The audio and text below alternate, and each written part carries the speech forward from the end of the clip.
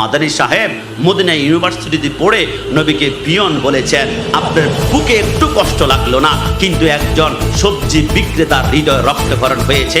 মনে রাখবেন, নবী প্রেম পোশাকে নয়, নবী প্রেম হৃদয়ে ধারণ করতে হয়। কথা বলো ঠিক কিনা? হয়তোবা আমার ভাই আশেক রাষ্ট্রীয় আইনে হয়তোবা তিনি অপরাধী, কিন্তু ইসলামী শরিয়া আইনে আমার ভাই আশেক বেলাল তিনি বীর মুজাহিদ। আমি কখনো এলমুদ্দিনকে দেখি নাই নবীকে রঙ্গিলা বলার কারণে রাসপালকে দুনিয়ার জমিন থেকে খতম করে দিয়েছে। যদিও আমি এলমুদ্দিন ভাই আশেক রসুলকে দেখি নাই, কিন্তু বর্তমান যুগের এলমুদ্দিন আমি আশেক বিলাল ভাইকে দেখেছি না। সুন্নিরা শুধু মুখে বলে না, আন-নাবিয়্যু আওলা বিল মুমিনিনা মিন আনফুসিহিম, নবী আমাদের জানের চাইতেও প্রিয়। আর জানের চাইতেও প্রিয় হওয়ার কারণেই তিনি যখন ওই গাদ্দার বেঈমান বলেছিল, মারার পরে তোকে জিজ্ঞাসা করেছিল আফসোস হয় না, জেল হবে, জরিমানা হবে, তিনি বলেছিলেন আমার যাবজ্জীবন হবে, আমার ফাঁসি হবে, আমার জীবন চলে যাবে, আমি ভয় করি না।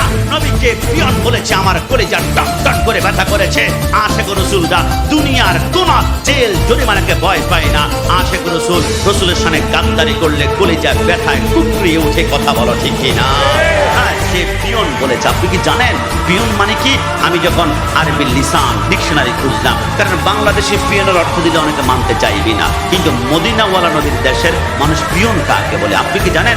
আল খাদিমুল্লাযী ইউহাইয়িল ফারাশু ওয়া ইয়ানকুসুল মাওয়াদি, অর্থাৎ কর্মচারী পিয়ন বলা হয় সেই কর্মচারীকে যিনি জায়গার ঝাড়ু প্রদান করে এবং মাঝে মাঝে বিছানা পরিষ্কার করে এবং অফিসের চাকর সেবা দায়িত্ব পালন করে। নবীকে তুমি এত নিকৃষ্ট। অনেকে বলবে ভাই পিয়ন একটা শব্দ বলেছে, কি হয়েছে? আরে খবরদার, এই পিয়ন শব্দ বলাটা কাদের কারণে আজকে আশকারা পেয়েছে জানেন? যারা নবীকে কাও ভয় বলেছিল, যারা নবীকে নিরক্ষর বলেছিল, যারা নবীকে সিক্স প্যাক বলেছিল, এদের কারণে আশকারা পেয়ে আজকে তারা পিয়ন বলেছে আমার নবীর বিরুদ্ধে শব্দ উচ্চারণের খবরদার না হয় আমরা সুন্নিরা ফাকতুলুহু, নবীর বিরুদ্ধে আচরণ করলে মৃত্যুদণ্ড হবে, তারপরে দুনিয়াতে বাঁচার সুযোগ দেওয়া হবে না।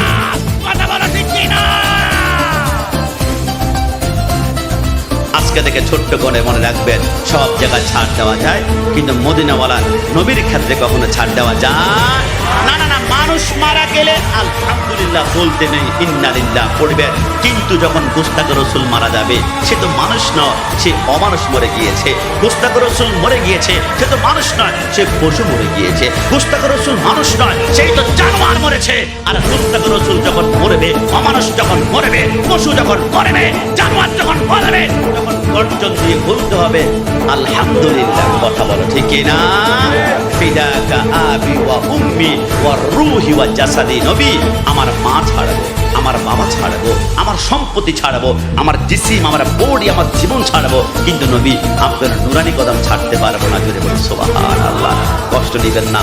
অনেক বাইরে বলবে দেশে কি আইন নাই, আইনের কাছে যায় না কেন, নিজের তো আইন তুলে নেয়। আরে ভাই, দেশে যদি সত্যিকার আইন থাকতো তাহলে আমার উস্তাদ, আমার শাইখ আল্লামা নুরুল ইসলাম পারভীকে হত্যা করেছে, এখনো আমরা বিচার পেলাম না কেন? দেশে যদি সত্যিকার আইন থাকতো আমার ভাই আলী লিয়াকতের বিচার হলো না কেন? দেশে যদি সত্যিকার আইন থাকতো আমার ভাই রয়্যাসুদ্দিনের মুখ থেকে পানির বোতল কেড়ে তাকে মৃত্যুবরণ করা হয়েছে, এখনো পর্যন্ত বিচার কেন হলো না? শাস্তি কেন হলো না?